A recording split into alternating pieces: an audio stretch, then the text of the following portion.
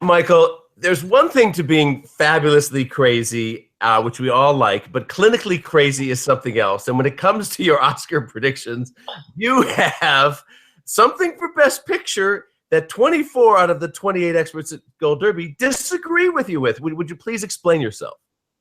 Well, I've seen La La Land. I think it has some enchantment to it. It's pretty cool, but it's pretty routine. To me, not an Oscar Best Picture. I think it's going to get the most It's going to get the most nominations. I just want to interject that on behalf of everyone who knows better, but go on. Oh, thank you. That's not the least bit patronizing. Thank you for seeking out my opinion so you can tell me how it's wrong. In any case, you think an Oscar picture has to be a message picture. Well, you forgot about the artists. And La La Land makes the artist look like 12 years a slave in comparison in terms of substance. But in any case, here's the message of La La Land. Follow your dream. It should come with a fortune cookie or a greeting card. There's nothing there. I'm sorry. Manchester by the Sea is a gritty, meaty drama. It is the kind of movie that wins Best Picture. Remember Ordinary People? Well, first of all, pull over. I get a chance to pipe in here. Number one, the artist had the most profound message of all to Hollywood. It was seeing this city transform, this industry, film industry, by new technology, which was sound in that case, and of course the internet and all the digital things in the model. Well, that was done in Singing in the Rain, but that wasn't even nominated. No. It wasn't considered Best Picture material. I know, but Michael, here's the problem I have with your prediction. Finally, the gay men of America get their dream contender for Best Picture, and it's the front runner. It's a big cream puff of a movie. It is done lollipop colors. It is a tribute to all those great old movies that we grew up, which were better, loving, but dressing up. First of all, the great old movies, as it reminds you, were way better. I'd rather see this with Judy Garland and Gene Kelly, or even Catherine Deneuve or Francois Dorliac. Oh, you are so wrong. Secondly, in what universe is this straightest date movie ever made a gay fantasy come true? Give me a fucking break. All right, Brokeback Mountain was a gay movie. That didn't win, remember? That's a good point. Very good point. I like that point.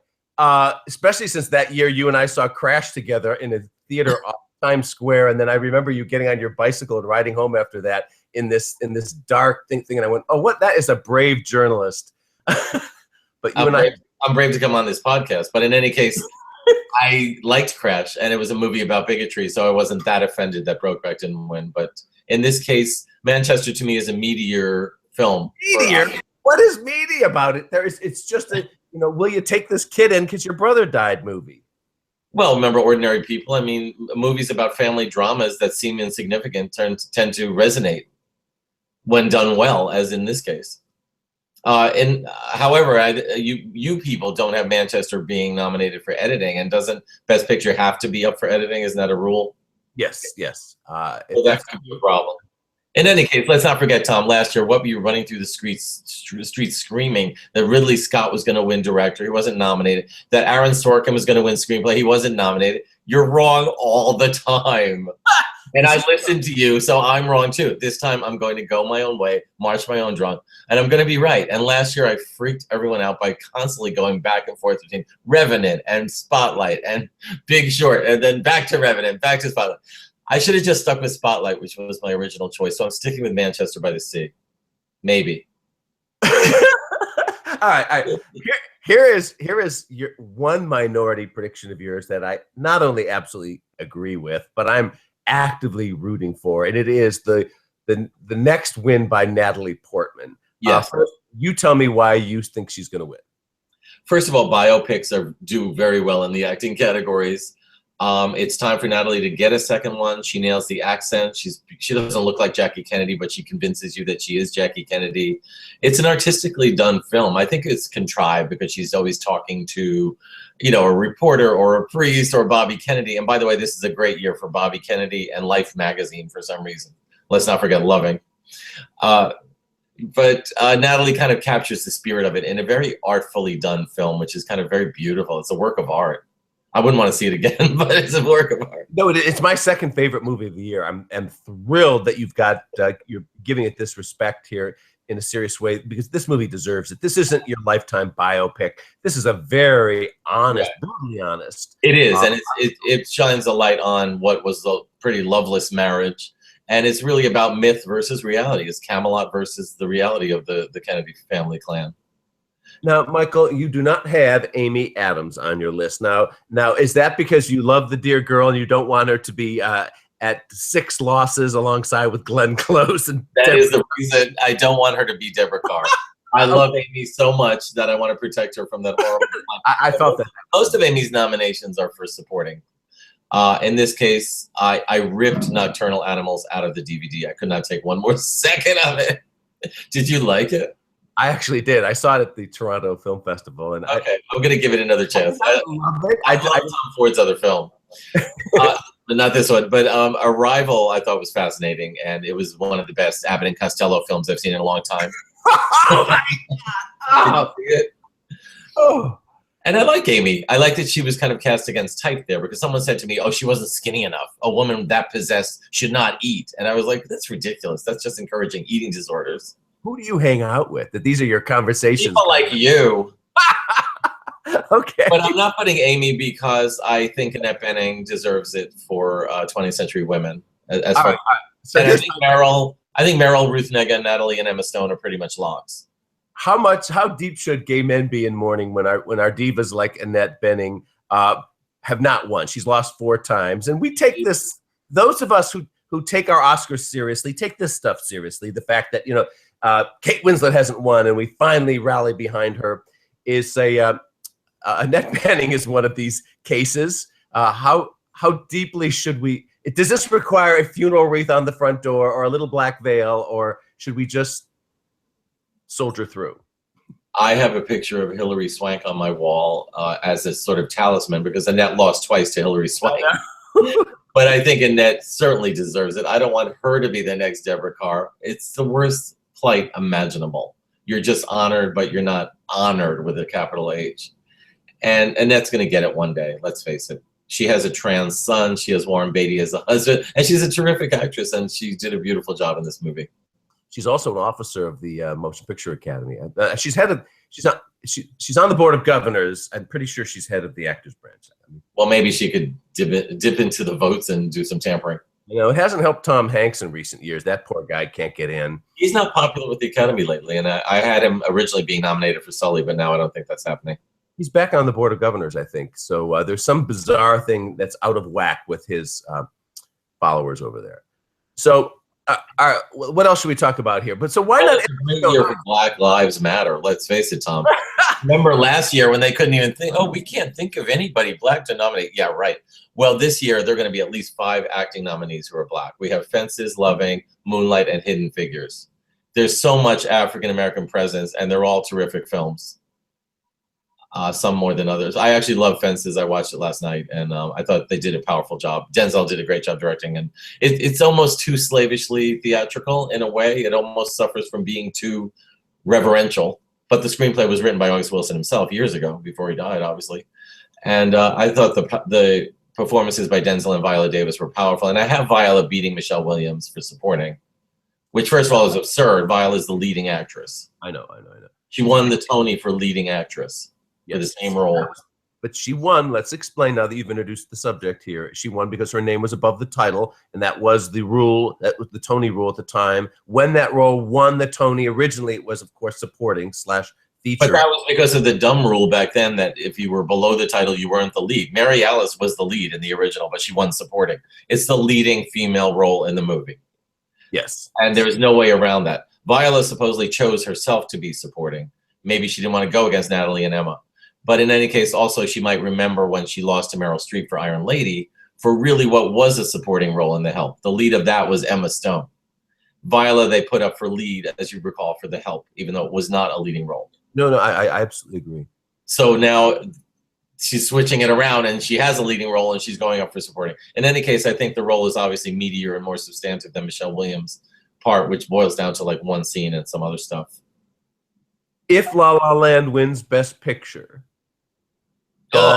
what if it does? Just conjure up the remote possibility that 24 out of the 28 experts at GoldDerby could be right on the off chance.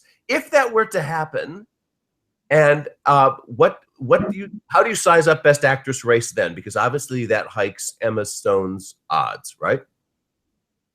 No, I still think Natalie's got it locked up. I just think Natalie has an Oscar role, and Natalie delivered. Emma doesn't have an Oscar role. And let me say one. Jean Dujardin, though, Michael, seriously, think about it. Jean Dujardin was just, in the artist, and he won. So sometimes it doesn't matter, right? Yeah, but it's Natalie's. I just have such a strong feeling it's Natalie's. You play Jackie Kennedy, you don't make a fool of yourself. You're in an artful film. You've got it. Let me say one interesting thing about La La Land. The best song in it is the John Legend song, but it's not being pushed for the Oscar. And all I can think of is here's probably why. Ryan Gosling's character is supposed to be following his dream of being a jazz musician. And when he's performing with John Legend's character, he's selling out. So that song is supposed to be a horrible sellout, horrible whoring. But of course, it's the only good song in the whole movie because it's John Legend. Yeah, but that's... if that's selling out, then please do it. But City of Stars is going to win Best Song. You've got Can't Stop the Feeling from Trolls, the Justin Timberlake. That's not going to happen, Michael. Well, did that Pharrell Williams song win, the one about being happy? I can't remember if that won. No, it lost. It didn't. So you know what? I probably changed. No, I had Justin Timberlake as a sort of Pharrell Williams type of song, and it's really an infectious, fun song. Yeah, I agree that City of Stars is not the best song in that film by far. Well, it's better than Audition, which is also being pushed, and that's a direct rip of the Rainbow Connection from a Muppet movie. Mm-hmm. I sat there watching the movie. My friend and I turned to each other. We're like, "That's the Rainbow Connection. It's the same song." Oh my God! How gay am I? So why do you have if Florence Foster Higgins, what's that, gets into Best Supporting Actor? I think it's going to be Hugh Grant getting in. You have Simon. Why? I think Hugh Grant is the leading actor. I think Simon Helberg is the supporting actor. Right. He's campaigning and supporting, though, isn't he? I think. Is he? I believe so. Well, I think Simon was kind of the breakthrough. He was the one with the cute reaction shots, and it was adorable. Adorable comic performance. Yeah. I don't see Hugh Grant ever getting nominated. Yeah. Unlike Mel Gibson, who's being forgiven for saying sugar tits, they're never going to forgive Divine Brown. Remember Divine Brown? Of course. That little that vixen. Pleasure in the car. Of course, I had a party for her at a New York nightclub because I celebrate scandal stars and prostitutes. That's brilliant. I didn't know that. So, let's go back. Last night, I did a webcam chat with Ann Thompson, and she brought up this possibility. No one's saying this is going to happen. What we're saying is, what Ann was positing was this could happen. So, Fences is, yes, it's stagey. All those, problems with it are true, but still, it's wonderfully shot. It's just terrific in every which way. And these are iconic performances that'll still be watched 50 and 100 years from now in a play that matters. So, could Denzel beat Casey at the Golden Globes? Yes. Could Fences win Best Picture at the Golden Globes? We've got Manchester out front now, but I think yes. Could Denzel, in other words, could you see a Fences juggernaut taking off here? I would be happy to see that. I think it immortalizes August Wilson's work, and Denzel plans to produce all 10 of August Wilson's plays. August Wilson wrote a play for each decade of the 20th century about African-American life in America. And this is just the first of a series. Denzel's not going to direct and star in all of them. He's going to produce them. It is powerful work. It's Shakespearean about this character who's proud and misguided and drives people away from him all the time. And at the end, there's a Arthur Miller touch with the wife saying after the character's gone that you have to respect him, and she's telling the son, who's very good too, that I don't want to hear a bad word about your father. That's right out of Death of a Salesman. Of course. It's beautiful work. I would not be unhappy if it led a juggernaut of some kind. Denzel's already got 2 Oscars, so 3 would equal Daniel Day-Lewis, I guess. The one of Denzel's was for supporting. And then, of course, Walter Brennan had 3 supporting. Right. But Denzel would now have 2 lead, 1 supporting. Do we count like supporting as a half an Oscar? Like, how does that work? Well, I did that once to Julia Louis-Dreyfus when we were counting up her Oscars on a webcam like this, and I said, well, she had, let's say, 4.5, because that half of one was for sign supporting. Oh, you mean Emmys? Emmys in that case, yes. So, she didn't think so. Let's put it that way. No, they counted as a whole Emmy. Her reaction was quite severe, in fact. I've never spoken to you again. But we have other celebrities we could talk to. That's right. So, what else? It seems to be Casey Affleck's year. I think people decided a long time ago that he's going to get it for a very yes, but maybe nicely modulated performance. I think he's a good actor. I don't like him as a person. Transformative, though. It's not important. I do have him out front now.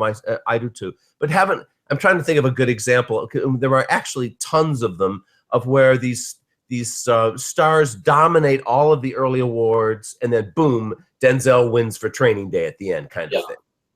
Well, and the other nominees we have are Viggo Mortensen, possibly Andrew Garfield, Ryan Gosling, who a friend of mine swears will not get nominated for La La Land, that he doesn't have a snowball chance of a nomination. I disagree. What do you think? Yours is crazy. It's time to prune down your social circles, Michael. Oh, I know. Only Ryan Gosling fans, right? I talk to people who are like, I just saw Titanic. It's not getting any nominations. And I still talk to them. It makes me feel smarter. But who is our fifth nominee for actor? Because we have Casey, Denzel, let's say Andrew Garfield, Viggo Mortensen, and Ryan Gosling. Are those the five? Or what about Joel Edgerton for Loving? I don't think he's getting in, not Joel. I think that's way too understated as a performance. But that was the beauty of it. I know, but Loving was slow, but then it kicked ass, and I like the fact that it was a couple who did not plan to be changing the world in any way, and the man, especially the Joel Edgerton character, had no intention of fighting authority. He just wanted to live his life, and I like the awkwardness of his character and his performance. And Ruth Negga, I thought, gave a beautiful performance. But the risk they took with that film was being so understated that they missed an opportunity here. And I agree with all the things you said, and it's a beautiful film and it's very touching, but it doesn't have sledgehammer moments which you would expect about a civil rights milestone movie. Well, if you're talking about La La Land being a gay fantasy, Moonlight is a gay fantasy. It's a black gay coming of age movie. But it's very quiet little indie. Sometimes those can win like The Artist did or Hurt Locker, but don't you think it may be too small to win? Or do you think it could? I thought the pacing became a bit deadly. I must admit, I wouldn't want to watch it again, though it's a beautiful piece of work. But I think Best Supporting Actor is the only thing that's probably going to win. Yeah. And do you agree Best Supporting Actor and actress are both locked up, right? Well, I originally had Lucas Hedges because I'm on this Manchester by the Sea kick. You are determined to go down with Manchester by the Sea. I don't know. I like Kenneth Lonergan. I've liked his theater work, so I'm happy to see him right here. You're not alone. Some very, very esteemed Oscarologists, like Ann Thompson, speaking of her, she's predicting it could happen now. It has a very strong emotional connection. It won the National Board of Review right there. That should tell you it's going to. Is that right? What won the Critics' Choice, though? La La. Okay, so La La's sweeping pretty much. It won New York Film Critics. Natalie won the Critics' Choice too. So yeah, baby, go for it. And who did they give it to? Casey? Yeah, all the expected people won. Except Emma lost to Natalie, and then there was this clucking all over Hollywood. Oh my God, the race! Do we believe it or not? Can Natalie? The Golden Globes are not going to help anything because Emma's going to win for musical/comedy, and Natalie's going to win for drama. Also, SAG doesn't help anything because La La Land is not nominated for Best Ensemble because it's not an ensemble film. Right, and Pete Hammond will probably win. I know, and Pete Hammond says if Emma wins SAG, that may not matter because look, she's portraying an actor going on auditions and things that may have special appeal to that voter base, more so than the Academy, where of course everyone's voting beyond the actors branch in other categories too. So, in other words, his theory was if Natalie wins SAG, it's over. Of course, she then wins the Oscar. But if Emma wins SAG, there's still hope for Natalie, and I think there's some truth. I agree with that. Because Viola Davis won SAG, and then Meryl won the Oscar. Yes, let's not forget that. But I'm talking about the best. Their big award at SAG is Best Ensemble. That's not going to tell us anything because La La Land is not even nominated. It's not an ensemble film. Right. And we have to. So does that mean Manchester is going to win the SAG Best Ensemble, or what? Fences? Well, let's talk about how serious this is. It's been since Braveheart that a movie won Best Picture at the Oscars without being nominated for ensemble. This is huge. But on the other hand, there are exceptions to all rules of probability, of course. So is this that exception? And speaking of Braveheart, we have Hacksaw Ridge, which is a violent film about where do you stand on Hacksaw? Conscientious objector, and it's okay to like Mel Gibson again. That's the story of the year, and I think it's only in the age of Donald Trump being president that people can say, well, if he's president, we're still mad at Mel Gibson because he said sugar tits 30 years ago. I mean, it's time to make it okay. And Jodie Foster's been trying to make it okay for years. She's been through ups and downs. People feel for her. She's been through a bad movie with Mel Gibson. But I don't know how far Hacksaw is going. I'm not predicting it for a Best Picture nomination. I'm not even certain of Andrew Garfield. Wow. So it would be nice to have him and Emma Stone both nominated. Aren't they still dating? I've lost track. I don't know. They're constantly denying and whatever. Oh, I used to work for In Touch Weekly, as you know. I was one of the founders of that magazine. I was really in the gossip fray for so long, and I really cared now. And I don't even care. Michael doesn't even care. Oh no, I'm jealous because I think he's cute, but that's about it. Adorable. If I saw Emma, I would just throw acid in her face because I'm just very jealous. But she's now playing Cruella de Vil, which is an interesting turn in her career. What's happening? She is signing to play Cruella de Vil in a live-action feature. This is for real. I'm not just like bullshit. I love it. Which is good because she never was your typical ingenue. She always had that off, edgy thing going on. Yeah. So what movies are you rooting for this year? Of those in this derby, which ones are you? I'm rooting for Jackie and La La. What are you rooting for? Manchester, Jackie, and Fences. Yeah. And for foreign, I think it's going to be Tony Erdmann. I didn't think it was that thrilling. For animated, it's obviously Zootopia. Yeah. And I want to see Sing. That's the only thing I haven't caught up with. I think that looks cute. But I like Secret Life of Pets, and I liked Finding Dory. So it was a good year for animation. Yeah. Documentary, what are you predicting? I haven't looked at them all yet. There's an OJ movie. There's an Anthony Weiner film. Yeah. Tell Michael, I'm out of my cabin in Pennsylvania, and I'm taking a little break from Oscarology for a bit here in terms of seeing things. No, actually, I'm supposed to be here catching up on a lot of this viewing, but I've been too slack, too naughty. Well, you look like Bruce Willis in Misery on Broadway. That's I do look pretty bad. I'm hoping Laurie Metcalf doesn't walk in with an axe. I look pretty scruffy out here. Okay. On that note, all right. Well, let's. I'm going to give you some time to rethink your predictions. In other words, to change my mind and that's what I believe. Hint. This is such a wonderful site to work for because you're encouraged to agree with the editor-in-chief under threat of total obsolescence. I absolve you from all sins because you're on my Jackie bandwagon with me. See, don't you think it makes it interesting that there's one person saying it's not going to be La La Land? Would you rather have the homogeneity of no, I do. I'm just five people saying the same thing. I'm just giving you hell because they're all sheep. They're sheep. They are. That's true. Or they didn't even see the movie. Of course. All right. Thanks, Michael. Happy holidays. Let's regroup on the other side of Christmas. Thanks. Okay. You too.